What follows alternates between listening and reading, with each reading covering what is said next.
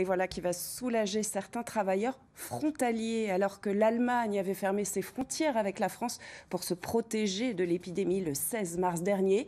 Une barrière a été retirée hier en Moselle, à Petite-Rosselle. Ce sont maintenant les policiers qui filtrent les passages. Louise Ketli, Benoît Bourg.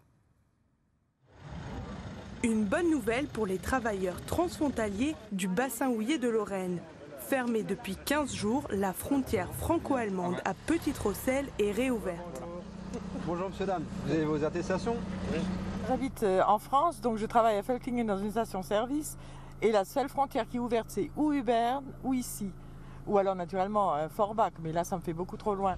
Attention, seuls les automobilistes présentant une attestation de leur employeur sont autorisés à rejoindre le territoire allemand. Là, vous avez le choix de faire vos courses en France, même si c'est plus cher. Impossible donc d'aller faire des courses de première nécessité en Allemagne, même si c'est plus proche.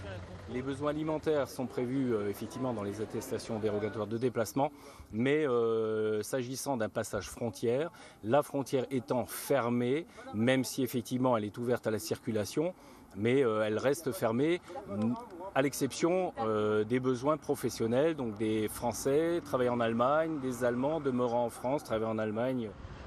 La liaison a été permise pour éviter aux travailleurs transfrontaliers de longs détours. Les trajets étaient parfois rallongés de 30 km. Les politiques de part et d'autre de la frontière se réjouissent du nouveau point de passage. C'est un énorme soulagement si cette réouverture s'avère réelle, parce qu'à l'heure qu'il est, rien n'est officiel.